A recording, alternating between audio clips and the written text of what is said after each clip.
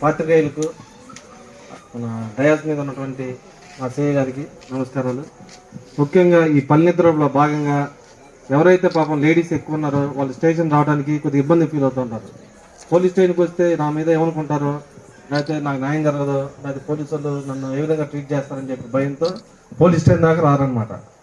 దానిలో భాగంగానే మేమే మీ దగ్గరకు వచ్చి మీ ప్రాబ్లం తెలుసుకొని ఉన్నంతలో నా వల్ల కానీ, నా వల్ల కాకపోతే మా సిఐ గారి వల్ల కానీ, సార్ వల్ల కాకపోతే డిఎస్పీ సార్ వల్ల కానీ, ఆ విధంగా పై అధికారులకి కంపల్సరీగా దృష్టి చేర్చి మీ ప్రాబ్లం సాల్వ్ చేస్తాం. వీళ్ళంత త్వరగానే కంప్లీట్ చేస్తాం. అదే భాగంగా ప్రజెంట్ ఎక్కువ ఏంటంటే చెడు వ్యసనాలకి దారి తీస్తున్నారు. ఈ ఇప్పుడున్న జనరేషన్ కుర్రోళ్ళు కానీ అమ్మాయిలు కానీ ఏంటంటే ఎక్కువ బ్యాడ్ హ్యాబిట్స్కి అలవాటు పడుతున్నారు అనమాట. కొద్దిగా పాత రోజులు ఏంటంటే తల్లిదండ్రులు పిల్లల మీద ఎక్కువ శ్రద్ధ చూపించారు. ఎందుకంటే పని చేసుకుని వచ్చి మొబైల్తో తక్కువ వాడేసి, టీవీ తక్కువ వాడేసి పిల్లల మీద ఫోకస్ పెట్టారు. ఇప్పుడున్న జనరేషన్ ఏంటంటే తల్లిదండ్రులు కూడా మొబైల్ ఎక్కువ చూస్తున్నాం అనమాట. బాగా మొబైల్ మీద మమకారంతో ఏంటంటే పిల్లల్ని వదిలేస్తున్నాం అనమాట. వాళ్ళకి ఆ ఫోన్ కొనిస్తే చాలు ఆడిపోయిన ఫోన్ చేస్తారు అని చెప్తున్నారు. ఎప్పుడైతే మన పిల్లలు మొబైల్ కొనిస్తున్నామో ఎక్కువ చెడిపోవడానికి మనమే అవకాశం ఇస్తున్నాం. ఏదైనా ఒక అబ్బాయి కానీ ఒక అమ్మాయి కానీ కాంటాక్ట్ కంటే ఇప్పుడున్న పరిస్థితుల్లో మొబైల్ కంపల్సరీ. మనమే మన పిల్లలు మొబైల్ ఇచ్చి ఒక ఆండ్రాయిడ్ ఫోన్ లేదా ఒక చిన్న ఫోన్ ఇచ్చేసి ఒక సిమ్ ఇచ్చేసి ఫోన్ చేయమ్మా నీకు ఇబ్బంది అయితే అంటున్నాం. ఆ ఫోన్ ఏం చేస్తున్నాం, మంచిగా వాడుతున్నారు, అదేవిధంగా చెడు వాడుతున్నారు అనమాట. కాబట్టి దయచేసి మన తల్లిదండ్రులు ఎవరైతే ఉన్నారో ఆడపిల్లలకు కానీ అబ్బాయిలకు కానీ కంపల్సరీ మొబైల్ దయచేసి ఇవ్వద్దు. ఒకవేళ ఇన్కేస్ పిల్లలు చదువుకోవడానికి ఇప్పుడున్న పరిస్థితుల్లో మొబైల్ ఇంపార్టెంట్. ఎందుకంటే ఇప్పుడంతా అంత మొబైల్లోనే వస్తుంది, టీవీ స్కూళ్ళల్లో కానీ. ఒకవేళ కంపల్సరీ ఇవ్వాల్సి వస్తే ఏం చేయాలంటే ఇంట్లో ఒక వైఫై పెట్టించుకోండి. ఇప్పుడు మొబైల్కి మనం 10,000, 15,000 పెడుతున్నాం మొబైల్కి. అట్లా కాకుండా ఒక నెట్ అనేది ఒకటి ఉంటుంది, వైఫై. ఇంట్లో వైఫై ఎంత అయితే 3,000 అంత అయితే మనకి 1 year రీఛార్జ్ చేసుకుంటే వితౌట్ సిమ్ ఫోన్ మనం వాడుకోవచ్చు అనమాట. దానివల్ల ఏంటంటే సిమ్ కాంటాక్ట్ ఉండదు మనకి. అందరికీ నమస్కారం. ఈరోజు పల్లెనిద్రలో భాగంగా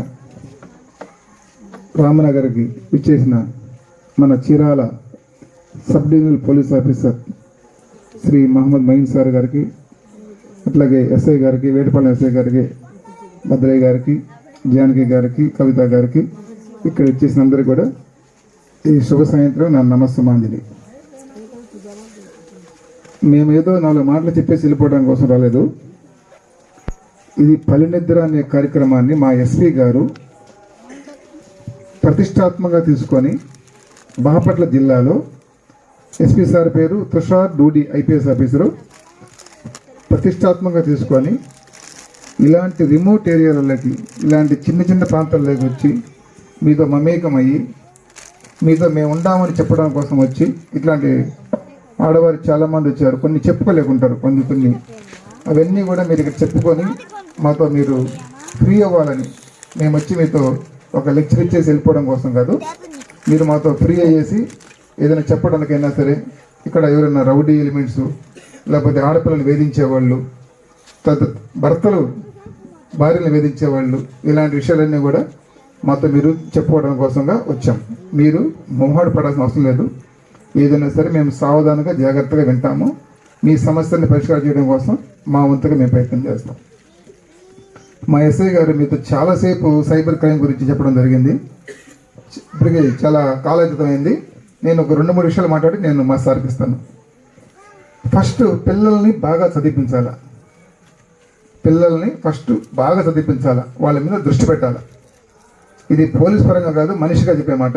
పిల్లల మీద ఇక్కడ చిన్న కుటుంబాలు ఉన్నాయంటే బాగా చదువుకొని వాళ్ళంతా కూడా మంచి ఉద్యోగాలు చేసుకొని మంచి స్థాయికి వెళ్ళగలగాల.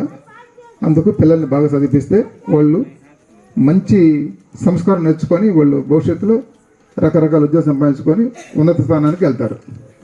ఒకటి. రెండోది, చిన్న వయసులోనే 15 సంవత్సరాలు 16 సంవత్సరాలనే పెళ్లిళ్ళు చేసేస్తూ ఉన్నారు. ఈ చీరాల పరిసర ప్రాంతాల్లో ఇది చాలా పరిపాటి అయిపోయింది. ఏ ఒక్కరు మేము నెలలో కనీసం 2-3 సంఘటనలు జరుగుతున్నాయి. చిన్నపిల్లలు పెళ్లిళ్ళు చేసేస్తే, మైనర్లు పెళ్లి చేస్తే అది చట్టరీత్యా నేరము ఒకటైతే, ఆ ఆడపిల్ల ఆ వయసులో బిడ్డను మొయ్యలేదు, ఆమె చాలా జీవితంతో గుల్లైపోతుంది. కాబట్టి బాల్య వివాహాలను కూడా అది అరికట్టుకుంటే మీ కుటుంబాలు బాగుంటాయి. 3వ పాయింట్ వచ్చేసి రోడ్ యాక్సిడెంట్స్ జరగడానికి కారణం ఏంటంటే చిన్నపిల్లలకి బండ్లు ఇచ్చేస్తున్నారు, లైసెన్స్ ఉండదు, హెల్మెట్ వాడరు. చాలా ఇరెగ్యులర్గా డ్రైవ్ చేయడం వల్ల రోడ్డు తగిలి ప్రమాదం జరిగి ఆ కుటుంబంలో ఎదగాల్సిన వ్యక్తి ఆ పిల్లోడు భవిష్యత్తు అక్కడే పాడైపోతూ ఉంది. పిల్లలకి వెహికల్స్ ఇవ్వడం వల్ల జరుగుతూ ఉంది. తర్వాత పిల్లలు చిన్న వయసులోనే చాలామంది మద్యానికి బానిస అయిపోయేసేసి డ్రగ్స్కి బాగా అలవాటు పడిపోయేసి తల్లిదండ్రుల మాట వినకుండా అశ్రద్ధ చేస్తున్నారు. ఇవన్నీ బాగుపడాలంటే మీ పిల్లవాడు స్కూల్కి వెళ్తుంటే ఎప్పుడైనా సరే మీకు కొన్ని కుటుంబాలలోనే రోజు పని చేస్తేనే జీవనాధారం ఉంటుంది. అలాంటి వాళ్ళైనా సరే అవకాశం చేసుకొని ఒక్కొక్కసారి ఆ స్కూల్కో కాలేజీకో వెళ్ళి మీ పిల్లల యొక్క స్టడీ ఎలా ఉంది, వాళ్ళు ఎలా చదువుతున్నారు అనేది కూడా మీరు దృష్టి పెడితే వాళ్ళ మీద మీ నిఘా ఉంది, వాళ్ళు మంచిగా తయారవడానికి కోసం ఆస్కారం అవుతుంది. అది కూడా ఖచ్చితంగా మీరు దృష్టి పెడితే బాగుంటుంది. ఆపి చదివించే ప్రయత్నం చేయండి. పిల్లల్ని ఇక నుంచి అయినా సరే చదివించి ఒక స్టేజ్కి వస్తే వాళ్ళ తరం అంతా మారిపోయింది. వాళ్ళ పిల్లలు బాగుంటారు. లేకపోతే ఇందాక నేను చెప్పాను మెకానిక్, బేల్దార్ మేస్త్రి, వాళ్ళ పిల్లలు కూడా మళ్ళీ మెకానిక్, బేల్దార్ మేస్త్రి, వాళ్ళ పిల్లలు కూడా మళ్ళీ అట్లాగే వస్తూ ఉంటారు. కొద్దిగా ఆ స్టేజ్ మార్చాలి మనం.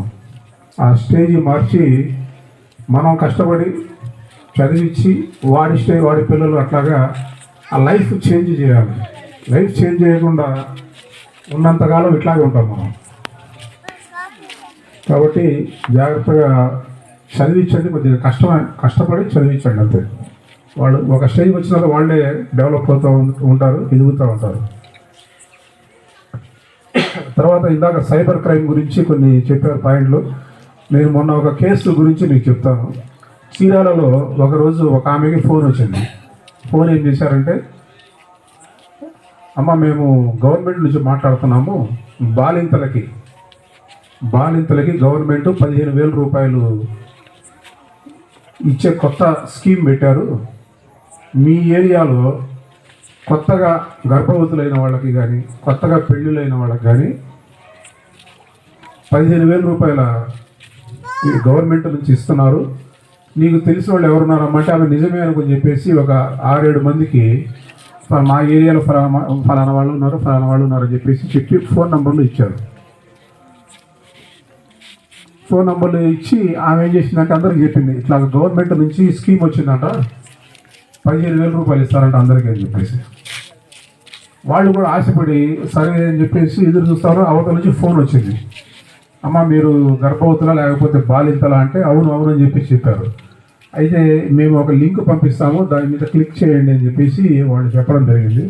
వీళ్ళు ఆ 15,000 కోసం ఆశపడి ఏం చేశారంటే వాళ్ళు పంపించిన లింక్ని క్లిక్ చేశారు. క్లిక్ చేసిన ఒక అరగంటలో చూసుకుంటే ఏంటంటే వాళ్ళ అకౌంట్లో ఉన్న డబ్బులన్నీ కూడా దాదాపు అందరి ఒక 6గురికి కలిపి 1,70,000 రూపాయలు 1,70,000 రూపాయలు అవతల వాడికి వెళ్ళిపోయింది. వాళ్ళకి 5 పైసలు రాలేదు, కానీ ఫోన్ చేసిన వాడికి వీళ్ళ అకౌంట్లో ఉన్న డబ్బులు మొత్తం పోయింది అవతలకి. కాబట్టి మనకు తెలియకుండానే ఇవన్నీ జరుగుతూ ఉన్నాయి. ఇప్పుడు ఇందాక అదే చదువుకున్న వాడైతే ఈ విషయం తెలుస్తుంది. అదేనమ్మా, దానికోసం చదువు ఇంపార్టెంట్ చెప్పేది నేను.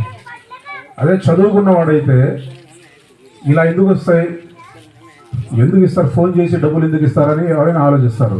చదువు లేకపోవడం వల్ల ఏమైందంటే ఓహో డబ్బులు ఇస్తున్నారని చెప్పేసి వాళ్ళు పంపించిందంతా క్లిక్ చేశారు. మొత్తం 6గురికి 1,70,000 రూపాయలు పోయింది, పేరాల వాళ్ళవి అన్నమాట. కాబట్టి జాగ్రత్తగా ఉండండి, మంచిగా చదివించండి పిల్లల్ని. పిల్లలు ఏం చేస్తున్నారు, ఆడపిల్లలైనా మగపిల్లలైనా పిల్లలు ఏం చేస్తున్నారు అని తల్లిదండ్రులు కనిపెట్టుకుని ఉండాలి. ఏం చేస్తున్నారు, ఎక్కడికి వెళ్తున్నాడు. తర్వాత మనందరికీ ఇళ్లలో ఒక భూతం వచ్చేసింది. ఏంటి ఆ భూతం ఏంటి? ఫోన్. అదే అన్నిటికీ అదే లింక్ అన్నమాట. అది వాడు ఫోన్ ఏం చేస్తున్నారు, ఏం చూస్తున్నారు అనేది మనం కనిపెట్టుకుని ఉండాలి. ఫోన్ ద్వారా చాలా జరిగిపోతున్నాయి, మనకు తెలియకుండానే జరుగుతున్నాయి. అందరికీ తెలిసి చివరికి తెలిసేది ఎవరంటే ఇంట్లో వాళ్ళకే. అప్పటికే పిల్లలు మన చేయి దాటిపోతారు. కాబట్టి జాగ్రత్తగా పిల్లలు ఏం చేస్తున్నారు ఏందని చూడండి. ఫ్రెండ్స్ ఎట్లాంటి ఫ్రెండ్స్ ఉన్నారు, ఎవరితో తిరుగుతున్నారు, ఏంది అనేది కూడా గమనించుకోవాలి. అట్లాగే ఇందాక సిఏ గారు చెప్పినట్టు రోడ్ యాక్సిడెంట్స్ మనకి ఈ చీరాల నుంచి బాపట్ల దాకా హైవేలో వెళ్ళేవాళ్ళు ప్రతిరోజు రోజుకి 2 యాక్సిడెంట్లు జరుగుతూ ఉంటాయి. కాళ్ళు ఇరిగిపోవడం, తలకాయ చితికిపోవడం జరుగుతూ ఉన్నాయి. కాబట్టి పిల్లలకి కానీ పెద్దలకు కానీ బండి ఇచ్చేటప్పుడు